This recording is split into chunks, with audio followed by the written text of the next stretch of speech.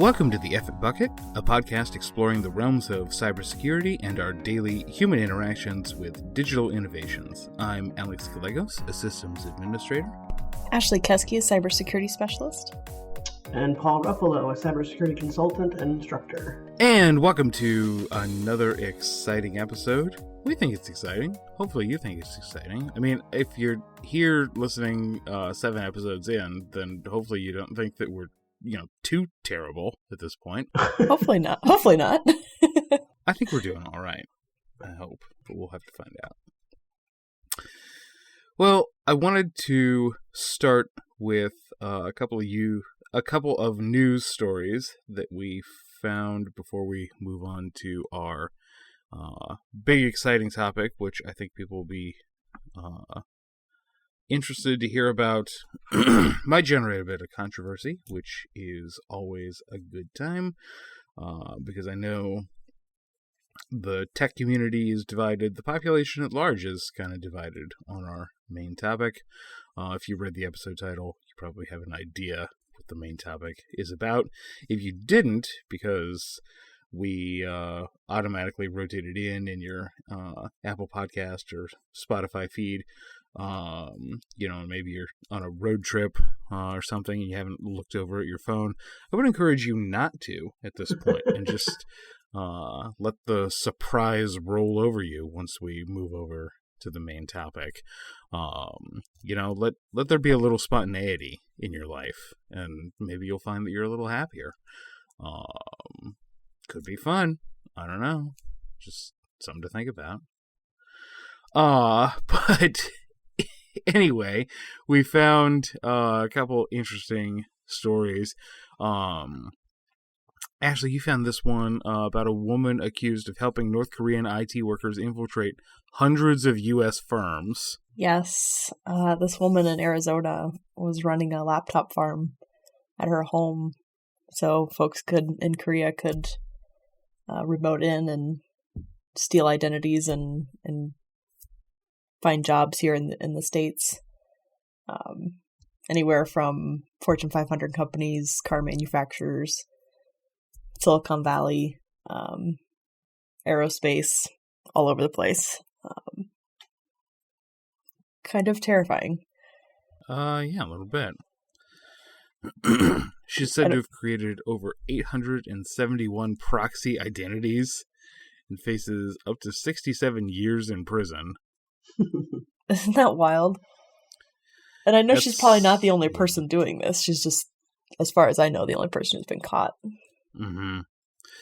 I do appreciate a little bit when somebody thinks, I can just run these criminal activities directly from U.S. soil, because then at least we can prosecute them as opposed to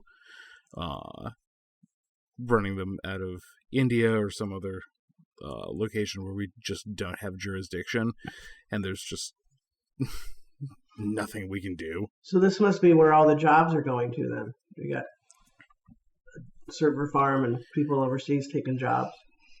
Yeah. Yep. Except pulling in U.S. salaries, it looks like. Yeah. Yeah, and she would help them. She'd probably take her cut and help them funnel the money out. Mm-hmm. Wow. Sheesh. And yeah, if you're working somewhere that is a typical outsourcing target and you're pulling in an insourced salary, you're doing really well for yourself. Yeah, for sure. Crazy. And then just another in a long line of what I presume will be the same story over and over and over and over and over again for the next several years. By default and without requiring users to opt in, according to Security Week, Slack said its systems have been analyzing customer data and usage information, including messages, content, and files, to build AI machine learning models to improve the software. This doesn't seem like a big surprise to me. I mean, when I say that, don't think that I mean that, oh yeah, this is just normal and how things should be done, because obviously that's not the case. It's more like you can't trust a mega corporation as far as you can throw them.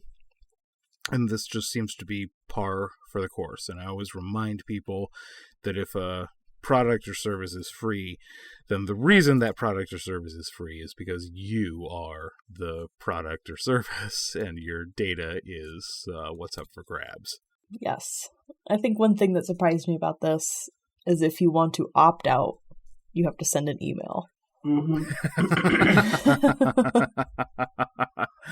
You can't just go into your settings. Right. That's pretty bad. Mm-hmm. I wonder how many hundreds of emails they're going. Yeah.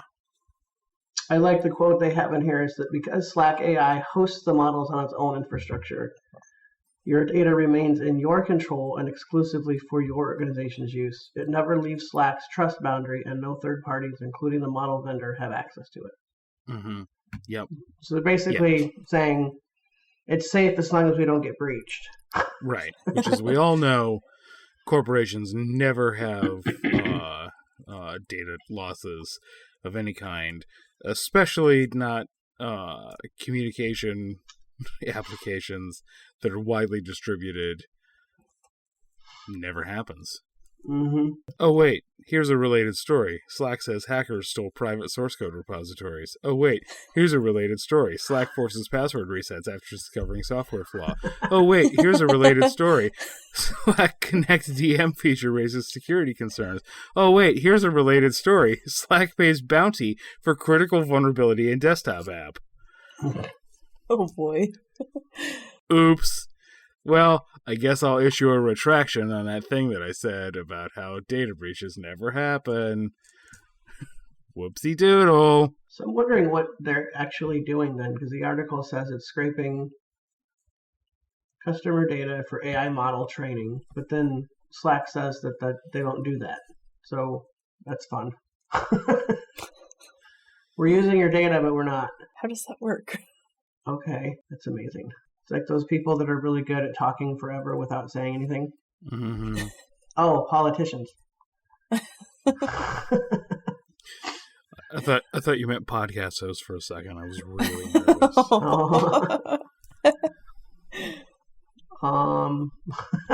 Moving on. Did anybody else have anything they wanted to say on either of these? Nope. No. Okay. In that case, I say we speed right along to our main topic, which is one that I think people will be pretty interested in, which is everything that's kind of going on with our old friend TikTok right now. For those who might have been kind of living under a rock, there have been security concerns about TikTok, certainly among the cybersecurity community and also among members of high-level law enforcement and the U.S. government for quite some time. And then just recently, a bill went into place that was supposed to ban the app within a certain time frame. ByteDance, which is the parent company that owns TikTok, has a certain amount of time to either sell the app to a U.S.-based firm so that it's no longer owned by the Chinese Communist Party, or it'll be banned in the U.S. according to the bill.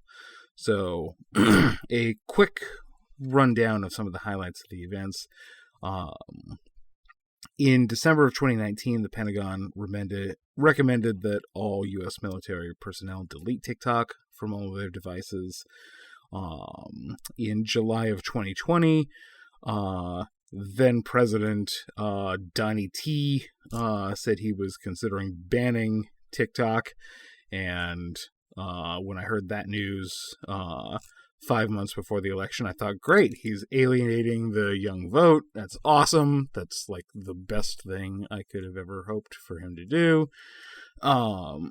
Especially because I found out afterward that the reason why was not because of national security concerns. It wasn't because of cybersecurity concerns. It wasn't for any of the right reasons.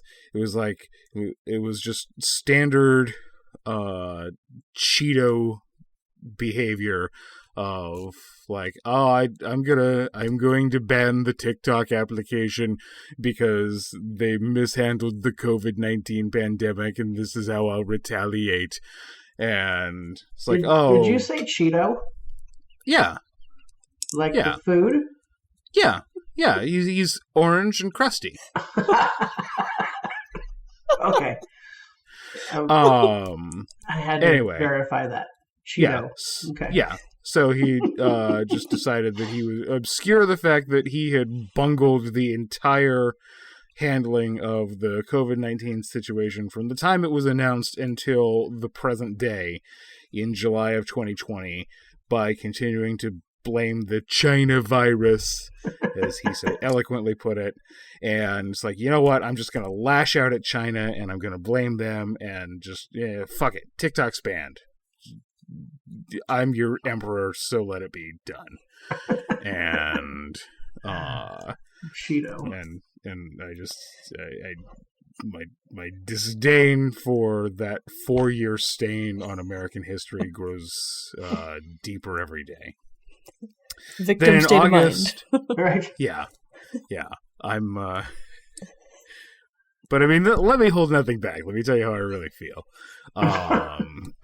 Then in August of 2020, he issued this really strange executive order that just said, hey, no American companies can have like any transaction with ByteDance Incorporated at all, which immediately kicked off the news cycle of like, can the president do that via executive order? And then a majority of the conversation was about whether it was okay for the president to do that, with a lot of the follow-up in the wings about what does this even mean? Like these are not legal terms. They're not defined in any way. Like, and what are we being told we can't do? Right. Doesn't even say. This is just vague wording, and this is going to become a different kind of podcast if I don't move on. So then there's several other things that happened.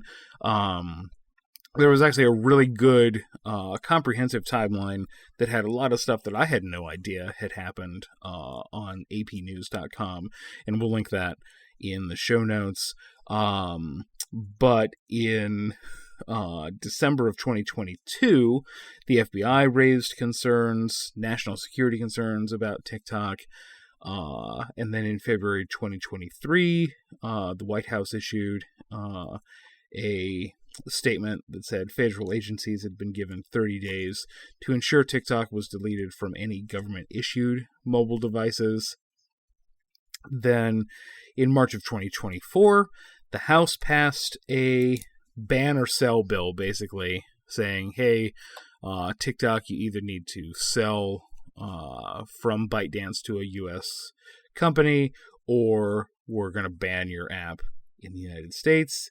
In April, the Senate passed the bill and passed it on to President Biden, who signed it. And then now here we are in May 2024, where there's a bunch of people filing lawsuits. ByteDance has said that they're going to fight it. A lot of just people that just use the TikTok platform apparently are planning to file suit and fight it. And long story short, we don't know what's going to happen.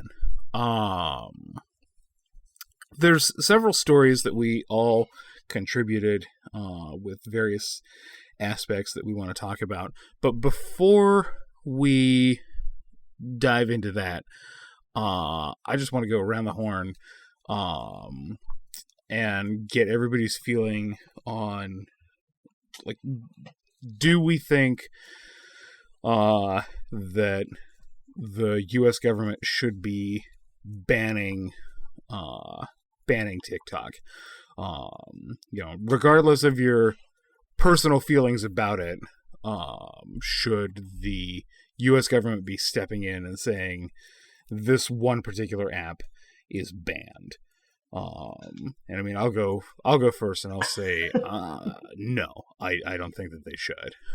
I'm kind of leaning towards yes, but I think it needs to be not just TikTok. I think we need to be looking at all foreign-owned companies where data could be going. I lean yes too, because as much as we all want to think that those devices are ours and it's our property, it's still a communication device, and the naivety of people needs to be protected, I guess. So if the government steps in to protect, a citizen, I think that's within their rights. Interesting. All right.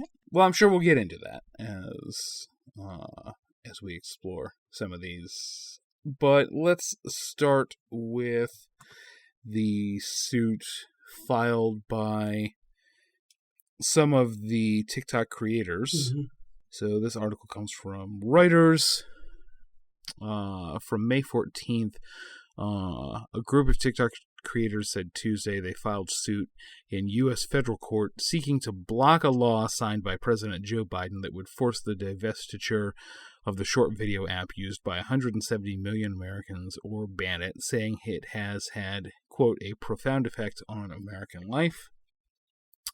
The arguments here seem to be in roughly equal measure of people saying either that this is an app where I come to express my opinions and engage in the marketplace of ideas with people, and this would represent a chilling effect if you rip this communication platform out from under my feet.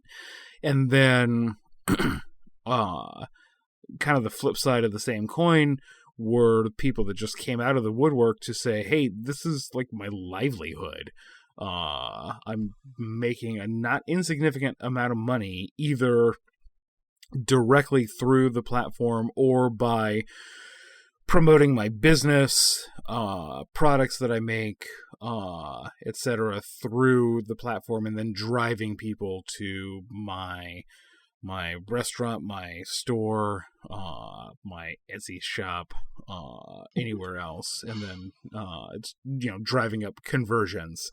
And if I don't have access to this enormous audience of people that are willing to come and watch this content, then I'm going to lose my livelihood. Yeah, I guess it's not surprising that there to be a lawsuit saying, hey, you're taking away my means of making a living. But I've looked at TikTok as an app that isn't overly complicated, and if these people really want to protect their livelihood, then take a percentage of what you're earning and go build something. You'd have something, within a year. Absolutely. And I think something too is when you have a business and you use, a social media platform, that's a risk that you take on. I follow a blogger and cookbook author here in Colorado. She says, social media platforms could never take away my blog. Like, that's her main source of getting her recipes out there. Mm. But she also does TikTok, Instagram, all of those. So I think that's something you need to think about when you're starting a business and using another company's platform to advertise. Yeah. Yep. You never know when you might be banned for something real or imagined. You piss off the wrong people, and you might get enough brigading from the internet at large that people abuse the report system, and you're deplatformed, even though you didn't necessarily deserve to be. And you just never know when social media sites will shut down. Hey, how many people invested heavily in a presence on Google Plus? Remember when that was a thing for 17 minutes? Or what about MySpace or even AOL.com? All those, going way back. Mm-hmm. It's like, oh, no, you took away my AOL account. Yeah. Well, now I can go get one somewhere else. Yeah, I still have an AOL account. You're aging yourself, Alex. I mean, I just still have it. I never see a reason to get rid of an email address. I just keep acquiring more email addresses. For sure. That's why I open up my phone and it's like, oh man, I've got like 19 email addresses now. And then new platforms come along. It's like, yeah, Outlook, yeah, give me an Outlook.com, give me a couple of Gmails, give me an @apple.com. Just anywhere that will give me email for free, I will take one. And I just, and then there's just keep adding them. The rare day where none of your email addresses get an email. That has not happened. That it isn't spam. Oh, okay. Then yes, that happens actually quite a lot. Almost all of it is junk. It's like, I don't care.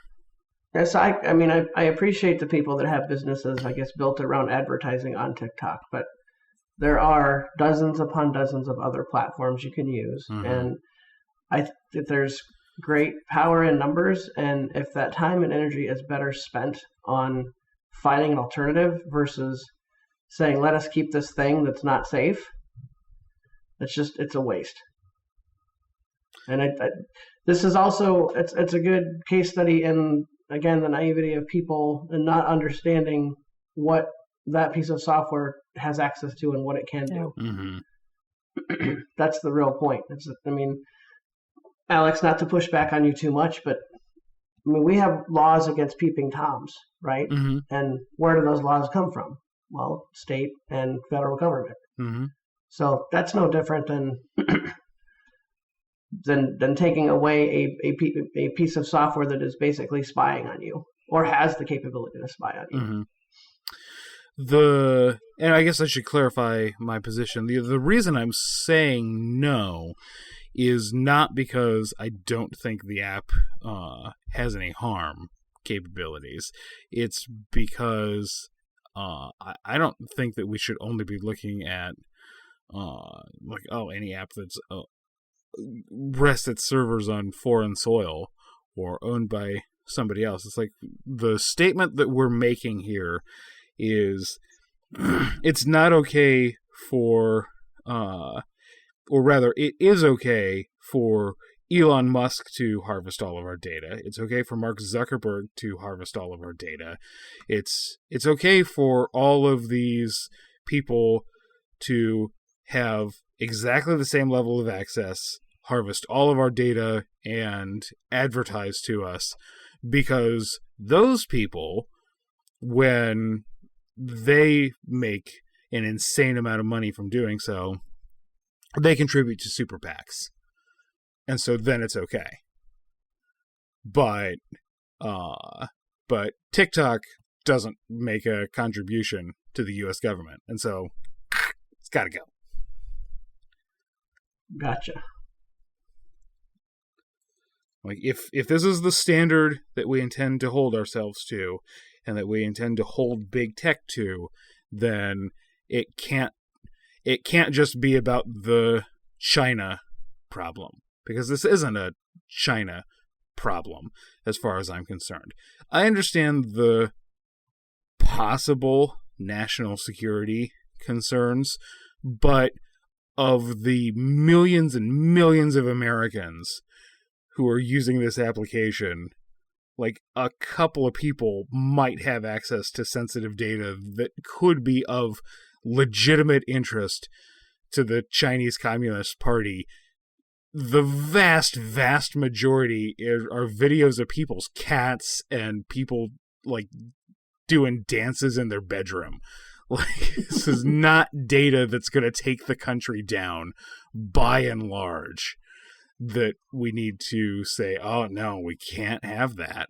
But it reeks to me of a witch hunt that ignores what the actual issue is and just wants to make a bad guy out of TikTok because it's easy to say, oh, well, TikTok's owned by China and who knows what China's doing with your data.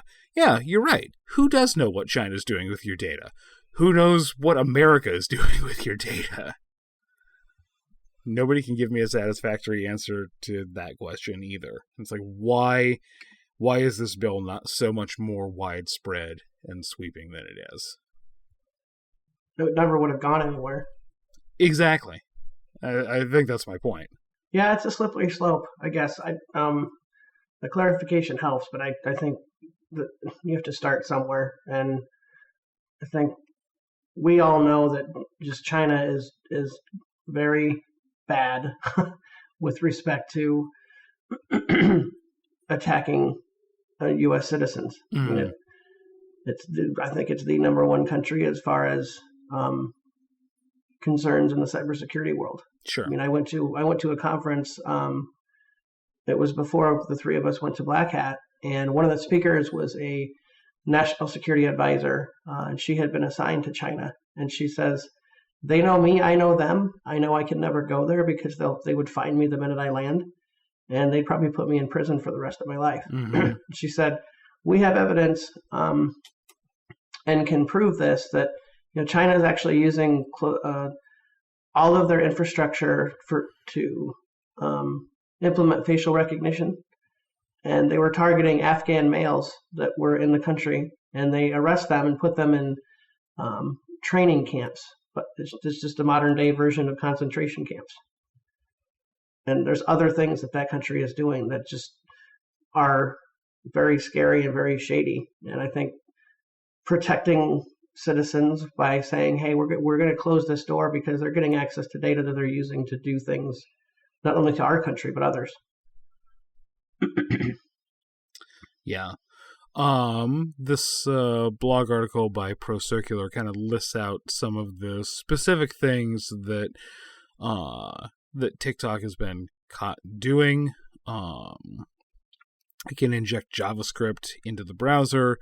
It does have the potential to run a keylogger. It can track the user's location and report it back to administrators. And it can access the microphone and camera on the user's device. This says without the user's consent, and I'd be curious to know if that's microphone and camera and location mapping access both. I'd be curious to know if that's on Android and iOS devices, or only Android devices, just because I know Apple is, from having an Apple device, that Apple is so vigilant about anytime an app does anything with the microphone, the camera, or location, it's a pop-up that requires explicit approval from the user. You have TikTok on your phone, right? You can try that, Alex, since you're our admin. And we broadcast on TikTok too, right? No, we don't. No, we specifically, and here's a little peek behind the curtain for the audience. We specifically, in case anybody has ever found our handle on TikTok and said, well, wait a minute, you guys are saying you're not sure about the safety and security of this platform. Like even the guy that's saying the government shouldn't be involved in banning it is still saying it's not doing good things for you, in the same way that Facebook and Twitter are not doing good things for you. So when we were sitting down to plan out our strategy for the podcast, one of the things we said was we need to go register a handle everywhere. We need to go register a handle on Twitter and Facebook, and we need to go register a handle on TikTok.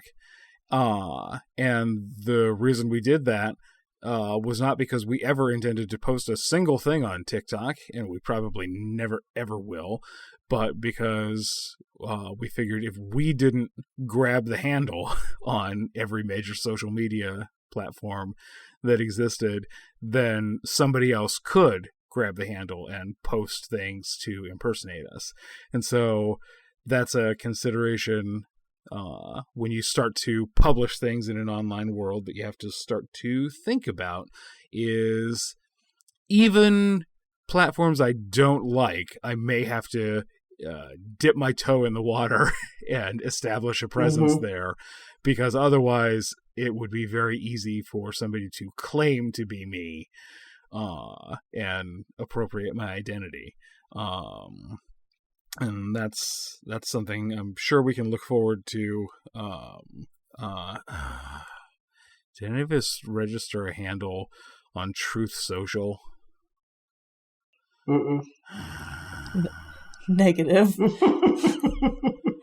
All right, we'll do rock paper scissors after the show and figure out who wants to infect their device with that bullshit.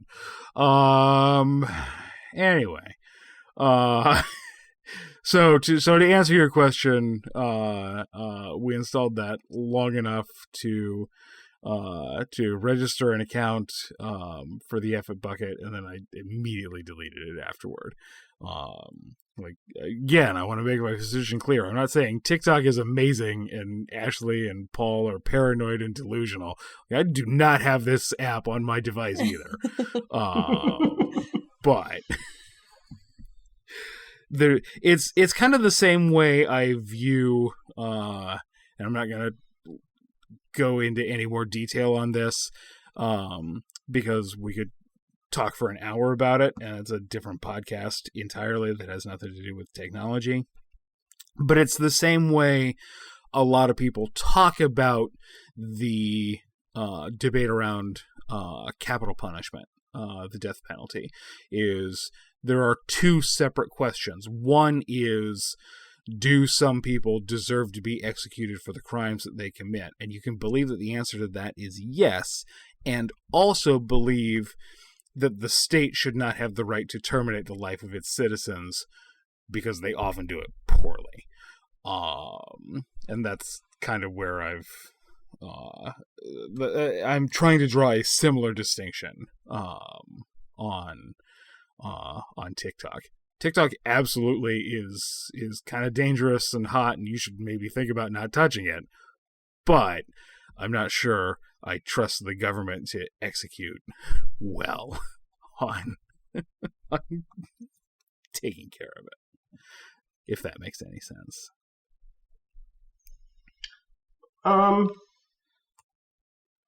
Yeah, I'm wondering how they will execute the ban.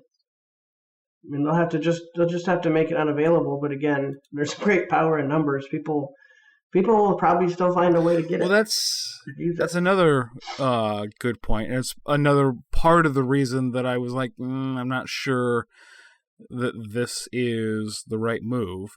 So this leads me to the next article that I linked. I found this one back in April. So this was after the House had passed their ban or sell bill. It had been sent to the Senate, but the Senate had not approved it yet at the time this piece was written. So this was a Time magazine article by Daniel Lyons. He's a non-resident senior fellow at the American Enterprise Institute, and he's a professor and associate dean at Boston College Law School. And he says the TikTok ban would not be effective. He says there are three main problems with it. One, it's probably unconstitutional. Two, it's practically unenforceable. And even if it worked, it wouldn't solve the problem of China gathering sensitive data about American users. So if the I'm just going to read this paragraph directly. Moreover, the ban is ineffective, says Professor Lyons.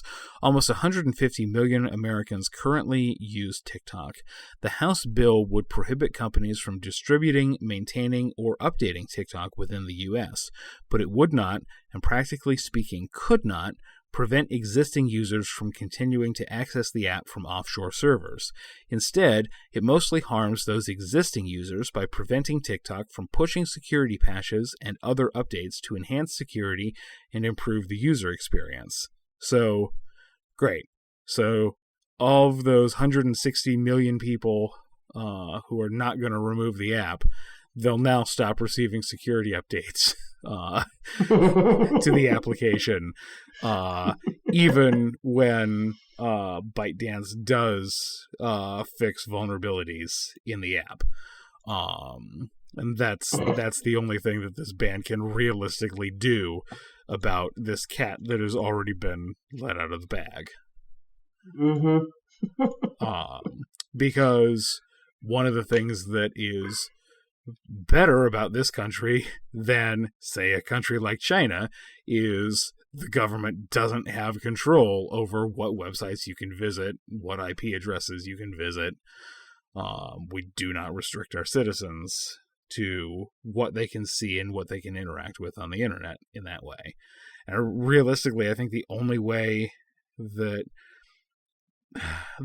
you could cut people off from that communication is to, what would you do? Subpoena every ISP in America, I guess, and get them to block communication to all of ByteDance's servers at an IP level? Yeah. Yeah, you can do that. And that would be an unprecedented act. Not only just, we've never done anything like that in the United States before, but boy, you want to talk about bringing the censorship conversation out of the woodwork. That'd do it. It would be, I cannot think of off the top of my head, a more overarching move that the U.S. government could make to specifically restrict who American citizens can talk to than a move like that. Yeah, that would be messy too. Mm-hmm. I think it's groundbreaking. It's very interesting. It'd be very interesting to continue to watch it to see. Yeah. Okay, when it does go into effect, how is it enforced? And I'm sorry, go on. And then what? I mean, there's going to be a group of people that figure out how to get access for an extended period of time. Oh yeah. I mean, I look at it like I'm a big football fan, and I had an NFL Sunday ticket for years, and now that it's no longer owned by DirecTV, it's part of YouTube TV. Basically to get it, you'd have to buy YouTube TV, and then it's a few $100 to get the service. And there were only a couple of weeks where the team that I like wasn't on national TV, and I went onto a Facebook group and I said, "Hey, does anyone know where I could stream this?" Within a second, I had like 4 different sites to go to. It's like, well, okay, thanks. And on Android, my understanding has been that you can install apps from anywhere. Does that continue to be true? That it's not a walled garden on Android? Yeah. So that'll be barely an inconvenience for anybody there. And then Apple, I anticipate, if it's removed from the App Store, it'll probably drive up the rates of jailbroken phones again, which have kind of fallen off as most of the things that people were jailbreaking their iOS devices for became built-in features that were part of the iOS experience, like backgrounds and being able to put your apps in folders and switch between apps. I don't hear anywhere near as much about people trying to jailbreak later versions of iOS as I did in the very early days when a lot of core functionality really was missing from the device. But probably drive that right back up again. And now that entire device is much more vulnerable. All because people want to watch cat videos. So I hear what you're saying, Paul, I guess, about the how did you put it? The ignorance of the typical consumer, or naivety? A nicer way to say the same thing.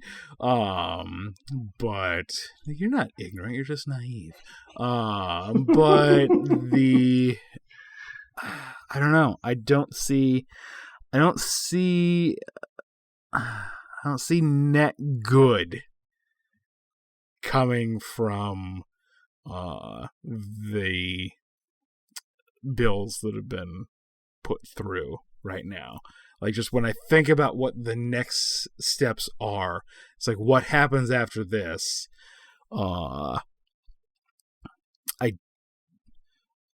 I don't see a scenario where what the U.S. government wants happens, where everybody goes, I guess you're right, it wasn't safe, and just 160 million people delete this app off their phones, and the problem just goes away.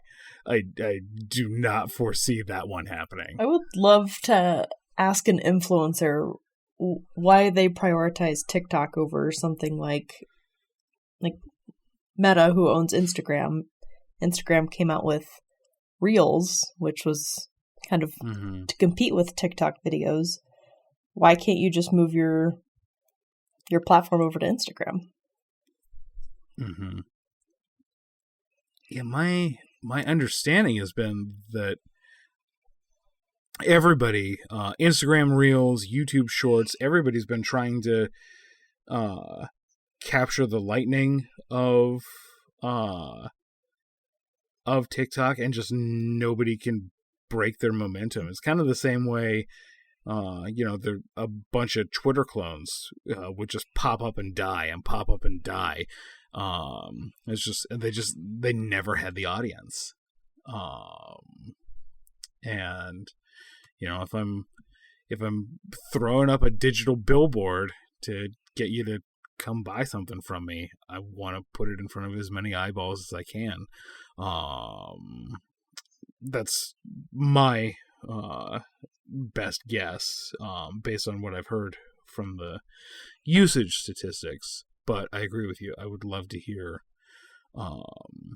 from somebody that has maybe actually tried to do the math, or tried to run both. If you are an influencer that's run both platforms concurrently, or only runs on TikTok or only Instagram, or some other platform, please give us a shout out. Let us know. We would love to hear from you. Definitely. Engage with us.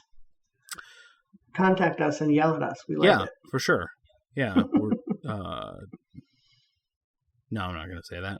That was a soundbite waiting to happen. He said what? The kind of the last piece I want to hit. I'm going to link a video from Black Hat 2022, which is actually the Black Hat conference that we talked about in, I think it was the pilot episode, where we all met at McCarran Airport and then descended on the hotel and convention center out there to just absorb cybersecurity information like sponges. And there was a talk that was given there by let me get his name. by a gentleman named Kyle Tobner, called Harm Reduction, a Framework for Effective and Compassionate Security Guidance. And I will link a video of his presentation in the show notes, because one of the things Black Hat is really good about doing is they film all of their presentations, or at least the vast majority of their presentations, and then they post them up on their YouTube channel like 6 months after the event for free, which is cool. So even if you didn't make it out to Vegas in 2022, you can still watch this video. But he gave a pretty compelling talk, and it kind of shaped some of the approach that I took to some of the training that we did internally as a team when we all were working together, and has shaped some of the strategies that I've brought forward into other companies, and kind of the way I think about like these TikTok bans as well. So for example, he starts talking about programs like the DARE program, or the Every 15 Minutes program about unsafe driving for teens. Similar programs like that. And it turns out that when you actually do a study, they likely increase alcohol intake among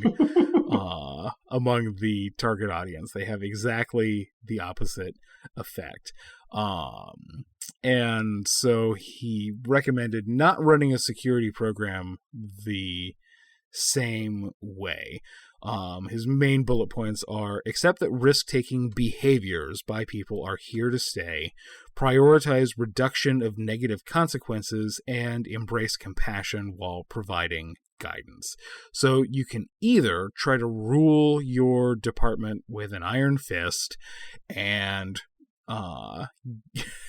force people to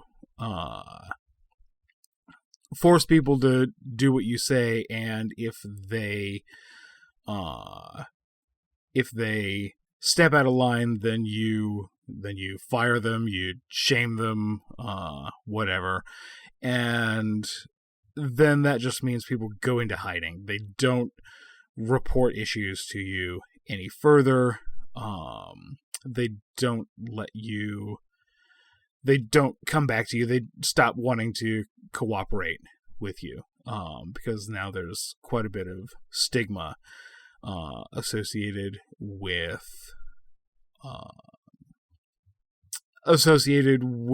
having screwed up, basically. And so instead, the idea is called harm reduction, and it originates from like some of the needle swap programs that they tried to do to reduce the spread of HIV. It was like, hey, you know what? Just bring us your empty syringes and we will give you a clean, sterile syringe. Which, we don't want people taking heroin. Obviously, heroin's an illegal drug, but whenever they, in any location where they put together a needle swap program, the transmission rates of HIV just plummeted every single time. Because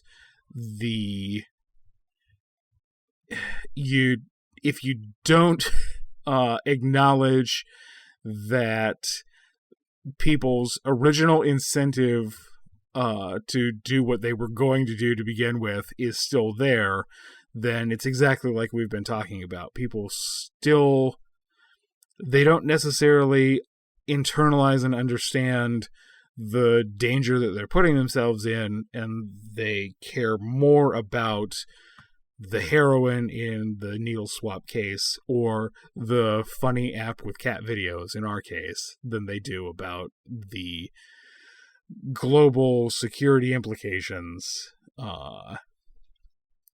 in either case, I guess. Anyway, so I won't go through the guy's whole presentation, but the idea is that, maybe what we need to do instead of outright bans is to consider how can we reduce the harm that will come. How can we have as few negative consequences for people as possible when they engage in risky behaviors that we know they will engage in, instead of saying just, oh, it's easy, just never engage in risky behaviors. Well, as always, when we don't have any messages from listeners, we like to transition right into our media recommendations. Has anybody seen anything good lately? Read anything good lately? Any recommendations from anybody at all? So, I'm hoping a number of our viewers already saw this, but went to see the re-release of episode 1 on May the 4th. Ooh. That was good to see in the theater again. And then Iron Claw, the new Zac Efron wrestling movie. That's out on, I think it's on HBO Max. It actually is a lot better than I thought it was going to be. It's not just a traditional stupid movie that involves wrestling. That family, they seemed cursed. But it's kind of amazing the pedigree that they had for athletics, and that it was four sons, and at some point every single one of them was wrestling professionally. This was back in the early days when WWF was just becoming new, and this other league that they were a part of was kind of like it was dying out, but you didn't know it at the time because there were still really good competitors in both leagues. But follows the story of Efron's family, and his life. Pretty damn impressive.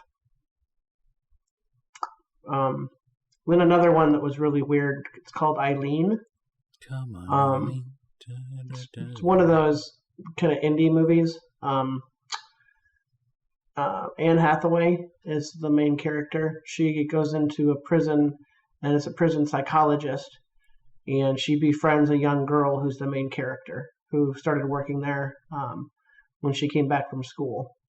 As kind of an intern, but then she became a full-time employee. So both of those sound great. Yeah. Those are two for me. To check those out. Yeah. Ashley, how about you? I don't know if anybody's seen Clarkson's Farm on Amazon Prime. It's No, but I've heard about Jeremy it. Clarkson, journalist and pretty familiar household name, but he has run a farm since 2020, and they've been filming it. Has some really hilarious moments, heartwarming moments, as well as some sad trickled in, but it's a great series. They just released. Oh, cool. I think season 3. Yes. So it's a series? Is it more of a documentary? More reality TV. I think they... Okay. Jeremy has never farmed in his life and bought a farm, and he called it Diddly Squat Farm. And they have the shop that they run and a burger trailer that they sell their meat off of, and for lunches. Really, really great series. Perfect. Sounds like fun. Yummy. Mm-hmm. My recommendation is the sunset over the ocean while you're surrounded by nothing and can see nothing but water as far as the eye can see. I just got back from being on a boat, and I had access to no media of any kind, so I have to do a stupid hippie one instead. It's like, how much does that subscription cost? Free for access to the sun and the water, but if you want to get on the boat, it's about $1,000. Freemium, I guess, is what they call There that. we go. I like There you it. go. Yeah, definitely. All right. Well, if there's nothing else, then I guess we'll go ahead and leave it here. Thanks, everybody, for listening once again. And remember, until next time, balance is key. Otherwise, you fall on your ass.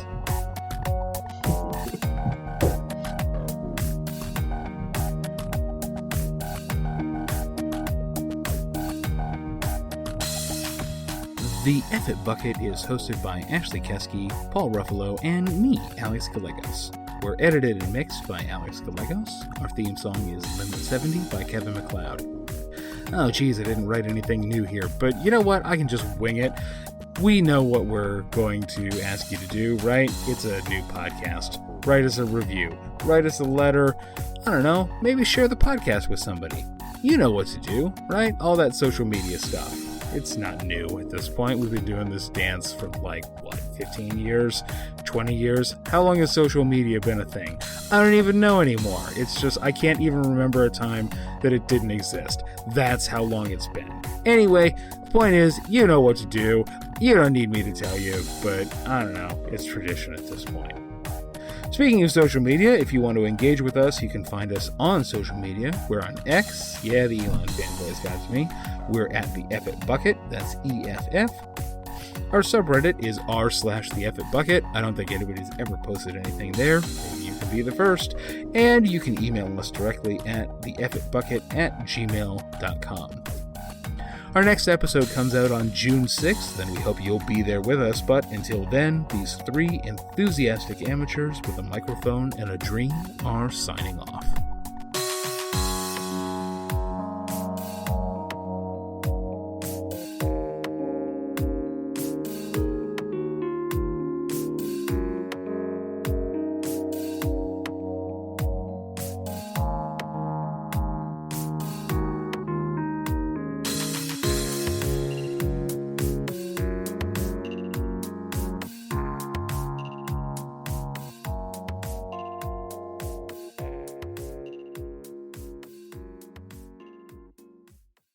And Paul Ruffalo, a cybersecurity consultant and instructor. And oh, that didn't sound good. Good start. Yeah, wasn't it just? Oh, brr.